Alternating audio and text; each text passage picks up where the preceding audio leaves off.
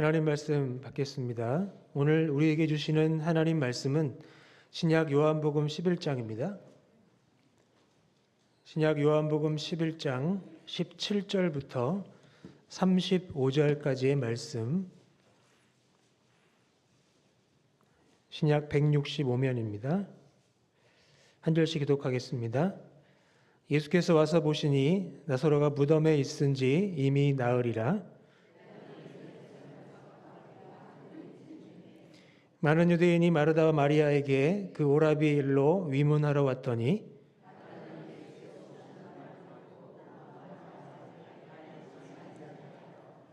마르다가 예수께 여짜오되 주께서 여기 계셨더라면 내 오라버니가 죽지 아니하였겠나이다. 구하시는 것을 하나님이 주실 줄 아나이다. 예수께서 이르시되 내 오라비가 다시 살아나리라.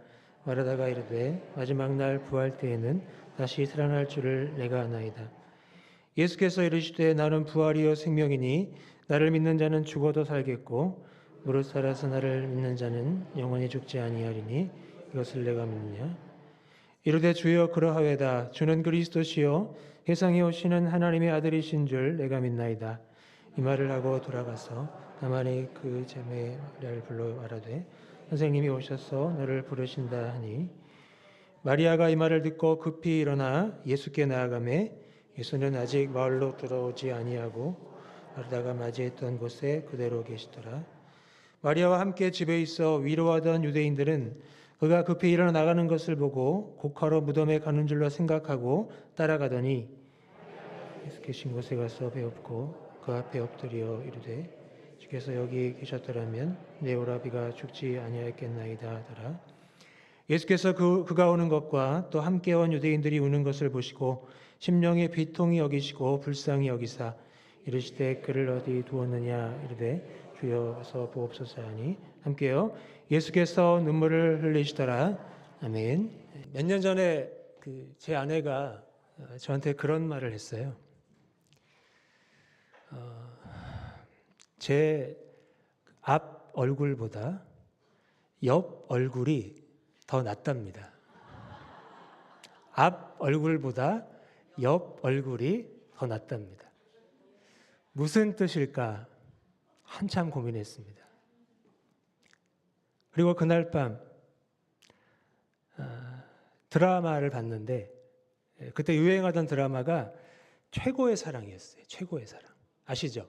독고진, 충잔 이런 거 하는 거 있잖아요. 그 드라마를 하는데 그때 이제 코미디언 김숙과 윤정수가 출연을 했어요. 근데 김숙이 윤정수한테 못생긴 것들이 꼴값한다 이럴 때 제 아내가 웃으면서 저를 쳐다봤습니다. 그때 깨달았습니다. 아내가 최악의 조건에서도 최선의 선택을 했구나. 그래서 앞 얼굴보다 옆 얼굴이 낫다고 말했구나라는 걸 깨달았습니다. 주여, 우리는 살아가면서 수많은 선택의 순간을 맞이합니다. 어떤 학교에 진학할지, 또 어떤 직장을 선택할지, 누구와 결혼할지 등 우리의 삶은 크고 작은 선택의 연속입니다. 그런데 그 모든 선택 중에서 가장 중요한 것은 바로 믿음의 선택입니다. 왜냐하면 우리가 무엇을 믿고 살아가느냐에 따라서 현재의 삶뿐만 아니라 영원한 생명과도 이것이 직결되기 때문입니다. 기독교 윤리학자 중에 스탠리 하우어스라는 분이 계세요. 아주 저명한 신학자신데 이분의 아내가 많이 아팠습니다. 극심한 조울증과 분노장애 그리고 정신질환으로 굉장히 오랜 세월 동안 고통을 받으셨어요. 그래서 사람들이 그에게 이렇게 물었습니다. 어떻게 그런 고통스러운 일이 우리의 삶에 일어날 수 있습니까? 그랬더니 이렇게 대답을 했습니다. 자막을 보시죠.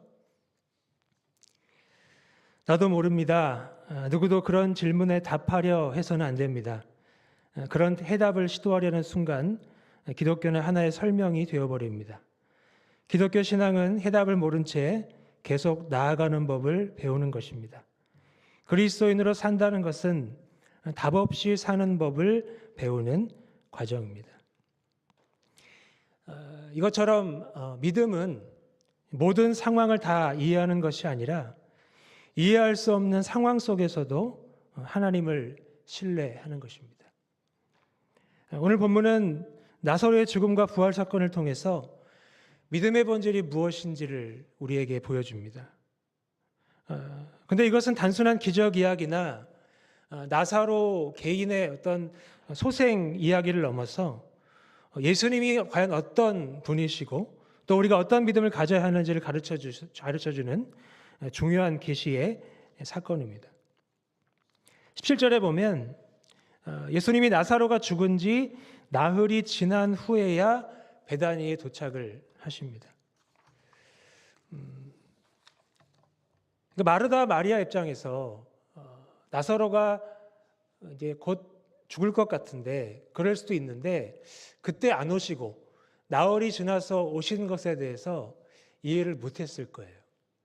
원망스러웠고 굉장히 힘겨웠을 것입니다.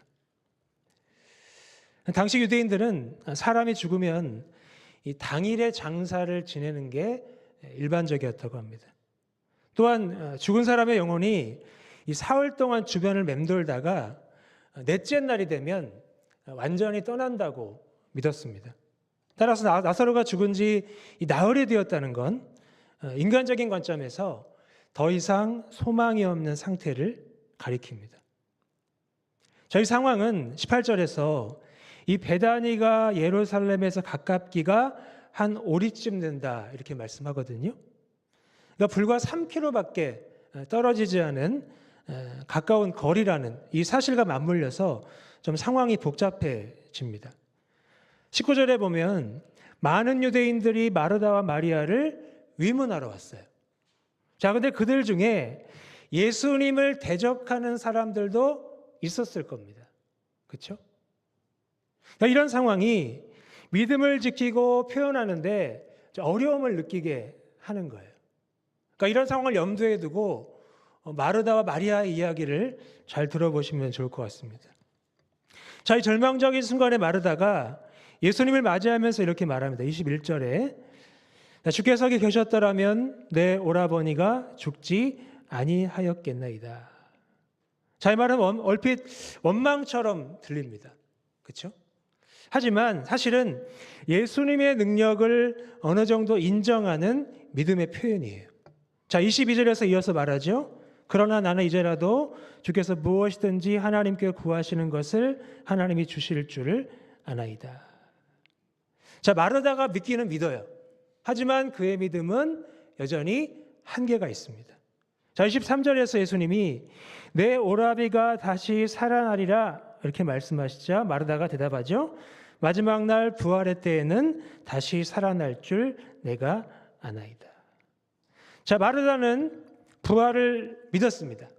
근데 그것이 단지 먼 미래의 사건이라고만 이해를 한 거예요. 지금 일어날 일이 아니고 아주 먼 어느 날 일어날 거라고 이해를 한 겁니다. 그러니까 예수님이 지금 여기서 역사하실 수 있다는 생각은 못한 거예요. 한계가 있는 겁니다.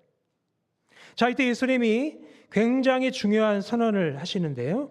우리 25절, 26절 함께 읽겠습니다. 시작. 예수께서 이르시되 나는 부활이요 생명이니 나를 믿는 자는 죽어도 살겠고 무릇 살아서 나를 믿는 자는 영원히 죽지 아니하리니 이것을 내가 믿느냐. 자, 이 말씀은 그 요한복음에서 등장하는 그 예수님의 그 나는 선언 중에 하나거든요. 그러니까 헬라어 원문에서 에고에이미라는 표현이 있어요. 이 몇 개가 나오는데 그 중에 하나입니다. 그 중에서 예수님의 정체성을 가장 분명하게 드러내는 말씀입니다. 자, 두 가지 중요한 의미가 담겨 있는데 첫째는 이 부활이 단순히 미래에 일어날 사건이 아니라 예수님 자신과 관련해서 현재적 실제라고 말씀을 하시는 거예요. 그렇죠? 예수님이 그러시잖아요. 나는 부활이고 생명이다. 자신과 관련해서 현재적 실제라고 말씀하시는 거예요. 둘째, 예수님을 믿는 자는 육체적 죽음을 경험하더라도 영원한 생명을 얻는다는 겁니다. 이 두 가지를 말씀하신 거예요. 자, 특히 예수님의 이 나는 선언은 출애굽기 3장에서 하나님께서 모세에게 자신을 계시하셨잖아요. 그때 뭐라고 하셨습니까? 나는 스스로 있는 자니라 하셨거든요. I am who I am 하셨어요. 이 말씀과 동일한 표현이에요. 나는 누구다.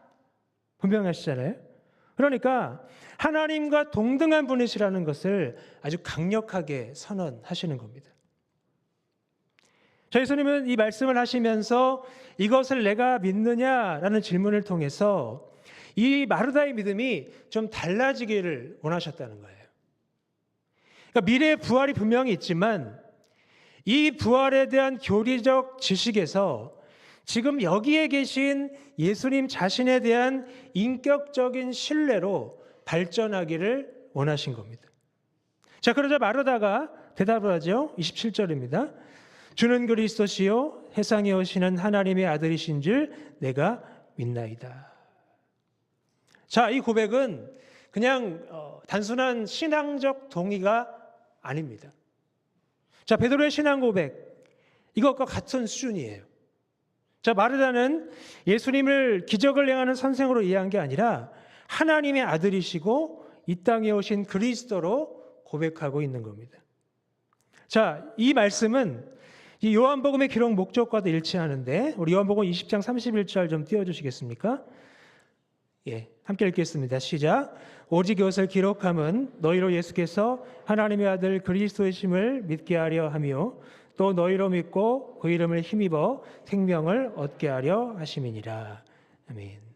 이 말씀의 목적과 정확히 일치하는 그런 고백입니다.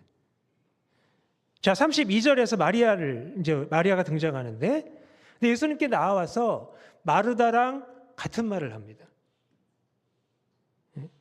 자기 오빠가 아플 때 계셨더라면 살릴 수 있었을 겁니다. 그 얘기를 합니다. 근데 마리아가 좀 다른 점은 예수님 발 앞에 엎드려서 울어요. 얼마나 속상했으면 울었겠습니까? 그러자 예수님이 33절과 35절에서 눈물을 흘리시는 거예요. 심령의 비통이 여기시고 불쌍히 여기사 눈물을 흘리시더라. 여러분, 지금까지의 어떤 감정선들이 좀 느껴지십니까? 좀 느끼시면 좋겠어요. 설교를 준비하면서 성경을 읽는데 잘 아는 말씀이니까 눈에 안 들어오는 거예요. 읽기가 쉽지 않았어요. 분량도 많고. 그래갖고 어떻게 했냐면 타이핑을 쳤어요. 컴퓨터로. 한자 한자 타이핑 쳤어요. 근데 그걸 치는데 갑자기 감정이 확 올라오는 거예요. 잘 안 읽히시면 그렇게 하셔도 좋습니다. 어쨌든 하나님이 말씀을 통해 역사하시면 내 마음에 감동을 주시고 깨달음을 주시니까 어떤 방식으로도 하나님 말씀을 대하시면 좋겠어요. 자, 여기서 비통히 여기시고 라는 표현이 있는데 깊은 내적 분노와 고통을 동시에 담고 있는 말입니다. 그러니까 죽음이라는 원수에 대한 거룩한 분노, 그리고 인간의 고통에 대한 깊은 연민이 함께 담겨 있는 거예요. 그러니까 예수님은 감정을 따라 웃은 게 아니라 죄와 죽음이 가져온 인간의 고통에 대해서 깊이 공감하시고 또 이것을 해결하시려는 가장 강한 의지를 지금 보여주시는 겁니다. 예수님이 눈물을 흘리시는 장면은 요한복음에서 유일하게 기록된 사건입니다. 그래서 매우 중요한 의미를 가지고 있는데 사실 예수님은 나사로가 살아날 것을 이미 알고 계셨어요. 살리실 거니까. 그렇죠? 알고 계셨어요. 자, 그런데도 우셨습니다. 이게 무슨 뜻일까요? 우리의 고통과 슬픔에 대한 깊은 공감을 하신다는 거예요. 살리실 거지만 인간들이 처한 상황, 고통, 슬픔을 아시고 공감하신다는 거예요. 스탠리 하우어스가 말한 것처럼 이 고통에 대한 기독교의 해답은 해석과 설명이 아닌 공감과 참여입니다. 예수님의 십자가가 그걸 가장 확실하게 보여주는 거예요. 구원자 예수님은 우리의 고통을 그저 해석하시고 설명하시는 분이 아닙니다. 자신이 직접 십자가를 통해서 우리와 온 세상의 고통에 참여하신 분이에요.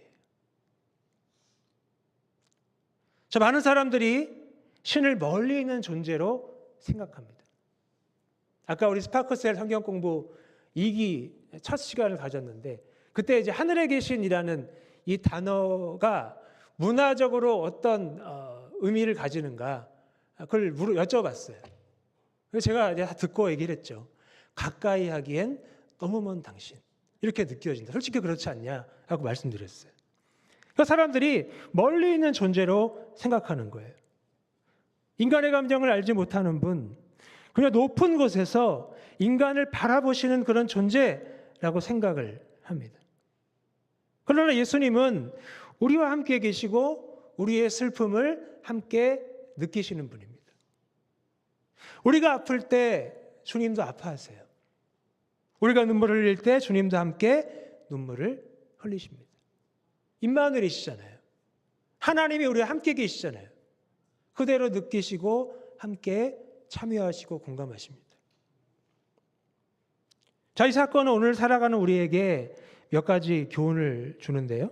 첫째는 우리의 믿음은 교리적 지식을 넘어서 인격적 신뢰로 나아가야 합니다. 자, 현대사회, 우리가 사는 현대사회는 정보와 지식이 넘쳐나요. 너무 많아요. 거기 치일 정도로 많습니다. 근데 많은 그리스도인들이 이 성경과 교리에 대한 지식은 많지만 정작 예수님과의 인격적인 관계가 부족한 경우가 많아요. 그래서 냉랭합니다. 건조합니다.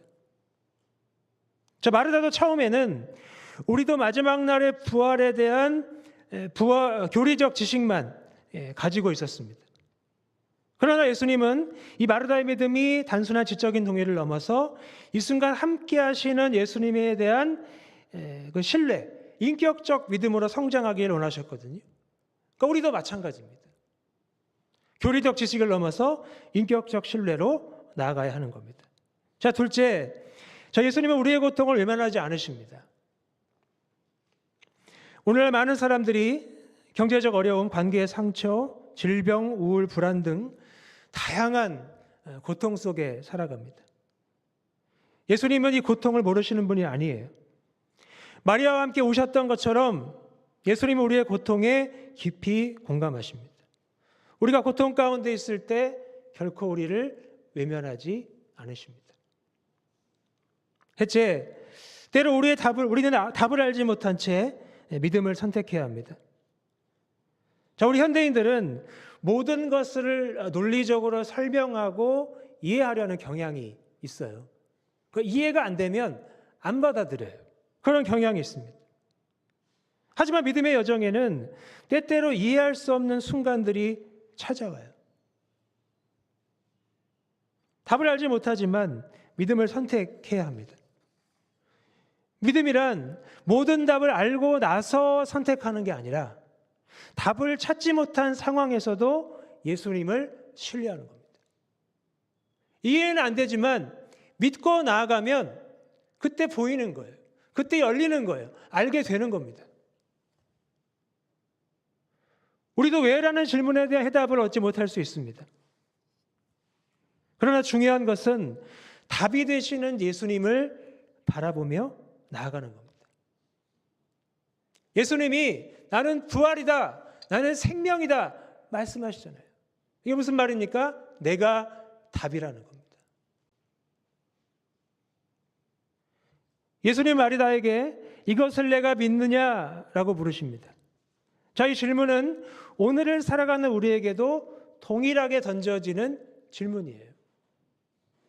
성경이 왜 기록됐겠습니까? 후대 사람들도 읽으라고, 읽고 믿으라고, 주님 따르라고 주신 거예요. 그러니까 우리에게도 던져지는 질문입니다. 너는 이것을 믿느냐? 우리의 믿음이 종교적 관습이나 지적인 동의를 넘어서 살아계신 예수님과의 인격적 관계로 나아가기를 촉구하는 초청입니다. 자, 그렇다면 이 초청에 응답하기 위해 우리가 어떻게 해야 될까요? 첫째, 말씀을 통해 예수님을 더 알아가야 합니다. 매일의 삶 속에서 말씀 묵상을 실천을 해야 돼요. 특히 예수님의 나는 선언, 나는 누구다, 이 선언을 깊이 묵상하면서 주님의 인격과 사역을 더 깊이 이해하고 우리의 삶에 적용해야 됩니다. 여러분, 큐티를 하시거나 성경을 묵상하실 때 찾는 게 있잖아요. 하나님은 어떤 분이신가? 하나님 찾기 하잖아요. 근데 신약 성경에는 분명하게 나와 있어요. 예수님이 직접 말씀하시잖아요. 그걸 묵상하는 거예요. 예수님의 정체성과 예수님의 사역을 묵상하는 거예요. 근데 그 사역이 우리를 위한 거라고요. 그럼 나에게도 어떤 일을 행하실까 생각할 수 있는 거죠. 적용할 수 있는 겁니다. 둘째, 기도를 통해 예수님의 임재를 경험해야 됩니다. 기도는 단순히 우리의 필요를 아뢰는 것이 아닙니다. 주님과의 관계예요. 주님과의 동행입니다. 특히 어려운 상황 속에서 우리는 무엇보다 기도로 주님께 나가야 됩니다. 그럴 때 하나님의 다스리심을 깨닫게 되고 참된 평안을 누리게 되는 거예요. 자, 이건 시간을 들여야 됩니다. 기도 한 10초 빡 했다고 평안이 옵니까? 그럴 수 있지만 그런 일은 흔하지 않습니다. 시간을 들여야 돼요. 시간을 들여 기도하고 부르짖고 주님께 매달려야 하나님의 다스리심과 평안을 맛보게 되는 겁니다. 여러분, 평소에 기도 잘 안 되시잖아요. 집에 가시면 기도를 잘 하십니까? 쉽지 않습니다. TV가 틀어져 있고 가족들이 떠들고 유튜브를 켜게 되고 기도가 됩니까? 안 됩니다. 그러니까 특별한 기도의 자리를 찾아야 되는 거예요. 주일 오전 오후 예배, 수요 예배, 특별히 금요기도회. 금요기도에 와서 막 찬양하고 말씀 듣고 기도하고 좋습니다. 근데 개인적으로 깊이 기도하는 시간을 갖고 돌아가셔야 돼요. 담임 목사님께서 우리 개인의 기도 제목 놓고 기도합시다. 주여! 하는데 다 일어나시더라고요. 그냥 가시더라고요. 그게 좀 안타깝더라고요. 한 5분이라도 10분이라도 더 기도하시면 좋을 텐데 어떤 분들은 눈물을 펑펑 흘리면서 기도하세요.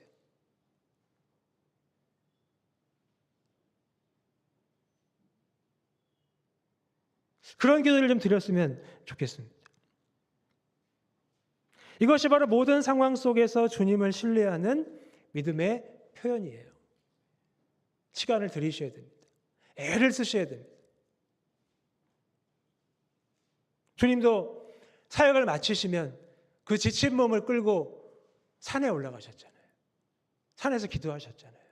주님도, 하나님의 아들도. 마지막으로 부활의 소망을 굳게 붙잡아야 합니다.